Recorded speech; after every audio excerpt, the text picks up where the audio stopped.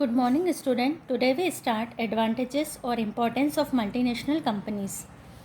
In developing countries, international multinational companies are playing an important role. The host countries are getting following profit from the multinational companies.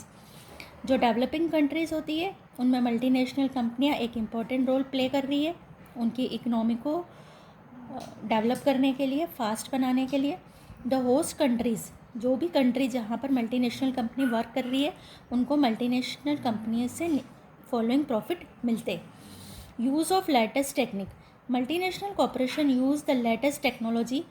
Advantages of latest technology is received by all connected companies. जो multinational कंपनियां होती है वो latest technology use करती है और latest technology use करने के कारण इनसे जो कनेक्टेड कंपनियां होती है वो भी लेटेस्ट टेक्नोलॉजी यूज़ करती है, क्योंकि जो मल्टीनेशनल कंपनियां होती है वो वर्ल्ड की कई कंट्रीज़ में अपने यूनिट्स इस्टेब्लिश करती है. तो जब एक मल्टीनेशनल कंपनी, जो बड़ी कंपनी है, जो मॉडर्न टेक्नोलॉजी यूज़ कर रही है, तो वो अपनी जो अदर कंट्रीज़ में जो ब्रांचेस ओपन करती है उनको भी वो लेटेस्ट टेक्नोलॉजी रिसीव कराती है. तो मल्टीनेशनल कॉरपोरेशन के कारण जो टेक्निकल नॉलेज है वो एक कंट्री से दूसरी कंट्री में बहुत फास्ट वे में चले जाता है. Generation of employment opportunities. Multinational companies have increase the opportunities of employment in various countries. जब मल्टीनेशनल कंपनियाँ वर्क करती है तो ये जिस कंट्री में अपना सेटअप बनाती है वहाँ पर एम्प्लॉयमेंट की अपॉर्चुनिटी इंक्रीज़ हो जाती है. They are giving the package of more than 1 crore annually to the youths. ये यूथ्स को 1 करोड़ एनुअल से भी ज़्यादा का पैकेज भी देती है. Having managerial and technical ability in the form of salary allowances and other facility. Salary के फॉर्म में या उनके जो अलाउंसेस के फॉर्म में या अदर फैसिलिटी के रूप में कम, यानी 1 करोड़ से भी ज़्यादा more than annual salary multinational company अपने एम्प्लॉयज़ को दे रही है. Utilization of natural resources. Utilization of natural resources. National companies could not utilize the natural resources due to its limited utilization of natural resources. National company could not utilize the natural resources due to its limited resources. Multinational companies, by their expanded resources, are helping in the utilization of natural resources of other countries. जो national companies होती है, क्योंकि उनके पास fund की कमी होती है तो वो प्रॉपर यूटिलाइजेशन अपने नेचुरल रिसोर्सेज का जो उस कंट्री में अवेलेबल है नहीं कर पाती है. Because of limited resources multinational कंपनियां के पास यूज़ कैपिटल होती है. दे एक्सपांडेड रिसोर्सेज, वो अपने रिसोर्सेज को एक्सपांड कर लेते और उसकी वजह से are helping the utilization of natural resources to other countries. तो मल्टीनेशनल कंपनियां नेचुरल रिसोर्सेज का यूज़ बहुत अच्छी तरीके से कर लेती है. Fourth point, increase in export. Because of being high quality product of multinational companies, they are increasing the export amount of the country, thus country gets valuable foreign exchange. क्योंकि multinational कंपनियों की हेल्प से high quality का product produce हो जाता है और उस प्रोडक्शन को अगर कंट्री चाहे तो एक्सपोर्ट भी कर सकती है और वैल्यूबल फॉरेन एक्सचेंज को अर्न कर सकती है. यानी कि जैसे इंडिया है तो इंडिया में कोई फॉरेन की कंपनी वर्क कर रही है और हाई क्वालिटी का प्रोडक्ट बना रही है और इंडिया से वो गुड्स अगर किसी और कंट्री में एक्सपोर्ट हो रहा है तो हमको वहाँ का फॉरेन मनी रिसीव हो जाता है. तो हमारा फॉरेन एक्सचेंज रिजर्व भी इंक्रीज़ होता है by the support of multinational companies. Increase in living standard due to availability of new products by the multinational companies. Living standard of the citizens have grown up. क्योंकि multinational कंपनियों की वजह से new product की availability होती है country में, that living standard of citizen are grown up. तो लिविंग स्टैंडर्ड क्या हो जाता है, सिटीजन्स का बढ़ जाता है. Foreign investment by the establishment of multinational companies. Foreign investment in the country increases which help the economical development in the country. Multinational कंपनियों के इस्टेब्लिशमेंट से फॉरेन इन्वेस्टमेंट इंक्रीज होता है और उससे किसी कंट्री का इकोनॉमिक डेवलपमेंट होता है, क्योंकि जब मल्टीनेशनल कंपनियां लगती है तो उन कंपनियों में और बाहर के जो फॉरेन इन्वेस्टर है वो भी इन्वेस्ट करते हैं पैसा। तो इस तरीके से बिना अपने कंट्री की कैपिटल लगाए हमारे यहाँ बड़ी बड़ी इंडस्ट्री सेटअप हो जाती है और उन इंडस्ट्री के सेटअप होने से हमारे एम्प्लॉयमेंट की अपॉर्चुनिटी बढ़ जाती है, न्यू टेक्नोलॉजी का हम यूज़ करना सीख जाते हैं, एक्सपोर्ट इंक्रीज़ हो जाता है, लिविंग स्टैंडर्ड हाई हो जाता है और फॉरेन इन्वेस्टमेंट इंक्रीज़ होता है, उससे इकोनॉमिक ग्रोथ फास्ट होती है। It has become compulsory to accept the importance of multinational companies in the developing countries, यानी कि ये कंपल्सरी है कि मल्टीनेशनल कंपनियों का इम्पोर्टेंस डेवलपिंग कंट्री में एक्सेप्ट किया जाए।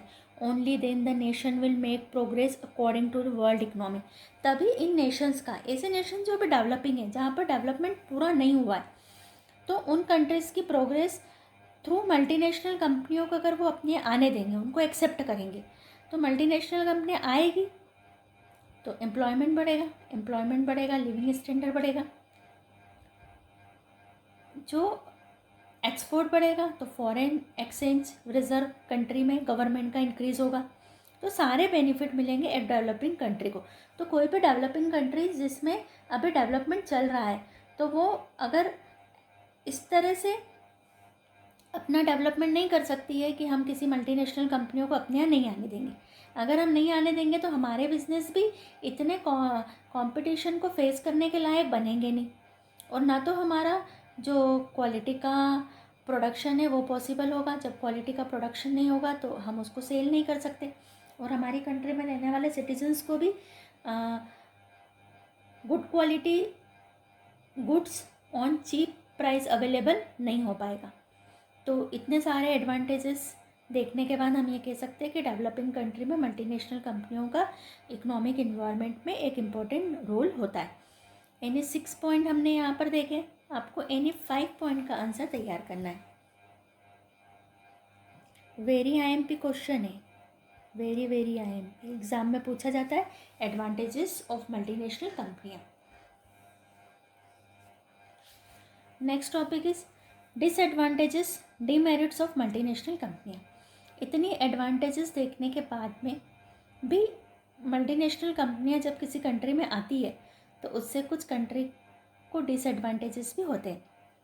Multinational companies have been criticise with their entries in the country, their demerits और losses are following. Difficulty to home industry, जो हमारे कंट्री की, जो हमारी घरेलू इंडस्ट्रीज़ होती है, जो यहाँ के लोग लगाते हैं, यहाँ के एंटरप्रेन्योर लगाते हैं, उनको डिफ़िकल्टी होती है बिकॉज उनके पास उतनी यूज़ कैपिटल नहीं होती है, तो वो उतना गुड क्वालिटी का प्रोडक्ट नहीं बना पाते। और जब मार्केट में मल्टीनेशनल कंपनियों के प्रोडक्ट से इनके प्रोडक्ट का कंपटीशन होता है तो वो पीछे रह जाते हैं।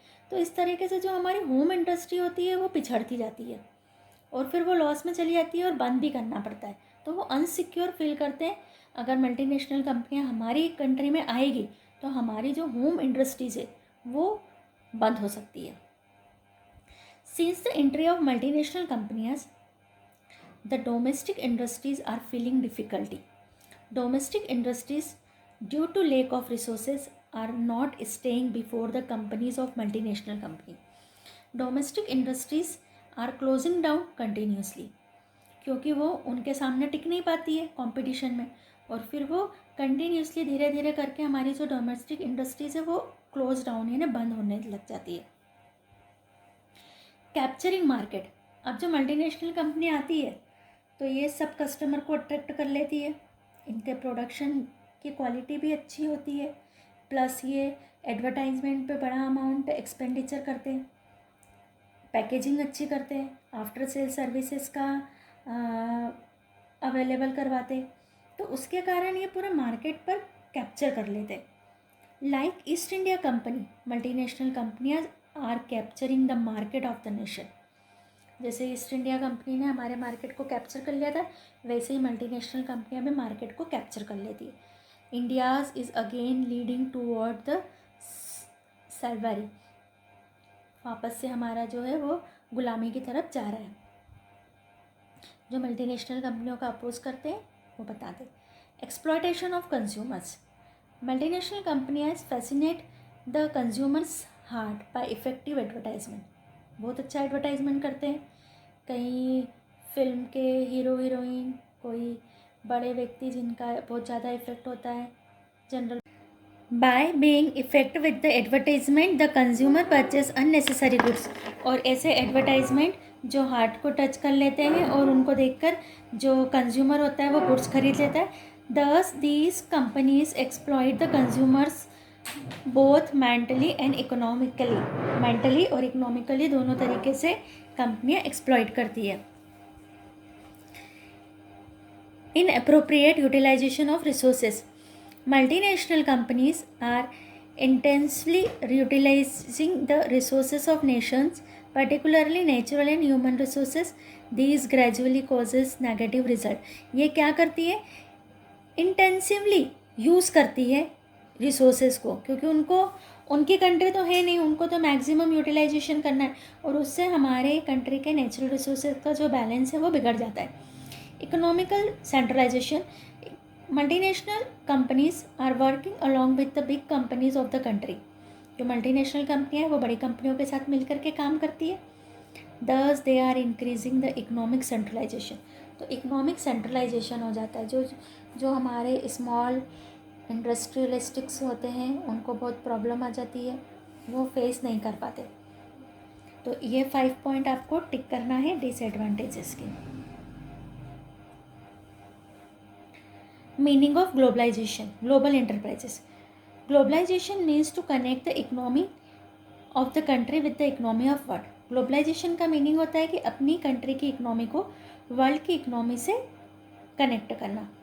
The globalization produce the mutual dependency among the world's market.